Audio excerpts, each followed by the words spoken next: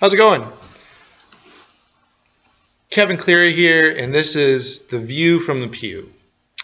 We've been taking a look at the epistle of 1 John. And one of the things that struck me there, one of the things that struck the whole group that I was with as we discussed it, is this great passage from 1 John chapter 3.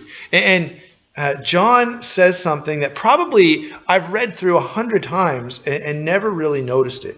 But if you look there for a second, just flip over there.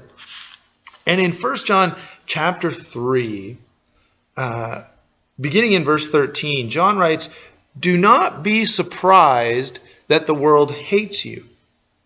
In the context, he's been talking about living as a child of God and adopting righteousness as your way of life. And then says, don't be surprised when the world hates you. I've probably read that 10 times, probably 10,000 times, who knows, I've heard it over and over again, but never clued in as to why John would say that. But as I thought about it, I realized, wow, he's saying something and addressing something that many of us do. Because we go, I'm going to do the right thing. I'm going to be a godly, righteous person. You know, I'm going to sacrifice. I'm going to stay up late to help someone. I'm going to get up early to help someone. Whatever the case may be.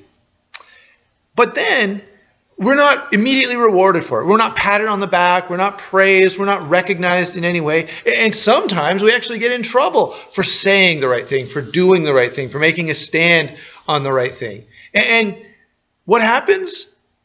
We're surprised.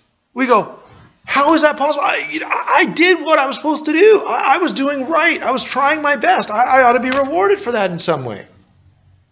John says, don't be surprised if the world hates you for being righteous. And the reason he has to say it is because so many times we're surprised. We're like, what's going on here?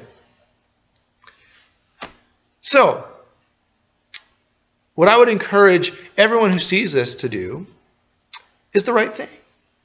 The godly thing, the noble thing. But I want to remind you, and John wants to remind us all, that doing the right thing doesn't somehow entitle you to praise and recognition, especially not from the world. And John uses this great example that ought to really drive the point home. He says, remember Abel? All the way back, the very first set of brothers. Abel tried to do the right thing, and guess what happened? He got killed for it. His brother killed him for doing the right thing.